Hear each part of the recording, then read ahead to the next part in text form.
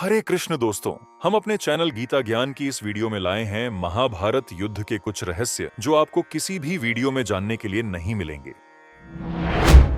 अक्सर लोगों के मन में यह प्रश्न उठता है कि भगवान श्री कृष्ण सब कुछ करने में सक्षम है, तो उन्होंने महाभारत के युद्ध को अपनी शक्ति से क्यों नहीं रोका और अपनी आंखों के सामने इतना बड़ा नरसंहार क्यों होने दिया।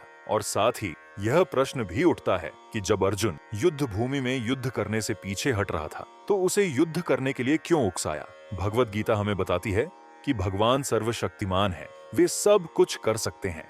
इसी कारण इस युद्ध में पांडवों की विजय तो वे युद्ध से पहले ही निश्चित कर चुके थे, क्योंकि जब भगवान अर्जुन को अपना विराट रूप दिखाते हैं तो वे स्पष्ट रूप से कहते हैं कि है अर्जुन, यह सब तो मेरे द्वारा पहले ही मारे जा चुके हैं, तुम तो इस युद्ध के लिए निमित्त मात्र हो। भगवान कहते हैं कि इस युद्ध में पांडवों के सिवा दोनों पक्ष के सभी योद्धा मारे जाएंगे। हे अर्जुन, क्योंकि तुम मेरे भक्त और मित्र हो, इसीलिए इस विजय का श्रेय मैं तुम्हें देना चाहता हूँ।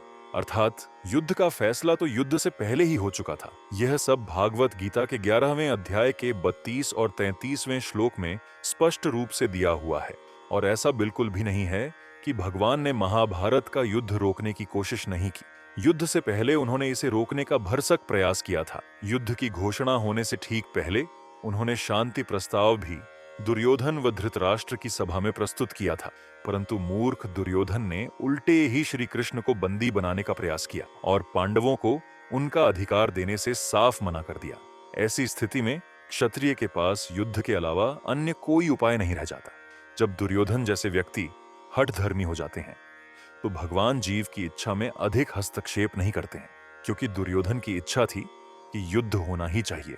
दुर्योधन अधर्मी था और फिर उसने अधर्मियों की पूरी सेना खड़ी कर ली थी, और तब अंत में दुर्योधन जैसे अधर्मी तथा उसकी सेना को अंजाम तक पहुंचाने के लिए भगवान ने इस युद्ध की विभीषिका रची। इस युद्ध में पांडवों की सेना का भी विनाश हुआ था। तो इसके उत्तर में बताया गया है कि जब पृथ्वी अत्यधिक सैन्य शक्ति से बोझिल हो जाती है, ऐसी स्थिति में भगवान उसे बोझ को कम करने के लिए ऐसी व्यवस्था करते हैं। अतः स्पष्ट रूप से यदि देखा जाए तो यह युद्ध भगवान की इच्छा के कारण नहीं, अपितु अधर्मी व्यक्तियों की हठपूर्ण इच्छा के कारण हुआ था। यदि अर्जुन के पक्ष से देखा जाए तो अर्जुन युद्ध करने से उसे वक्त पीछे हट रहा था, जब वह युद्ध भूमि के बीच में शत्रु के सामने हथियार लिए हुए खड़ा था।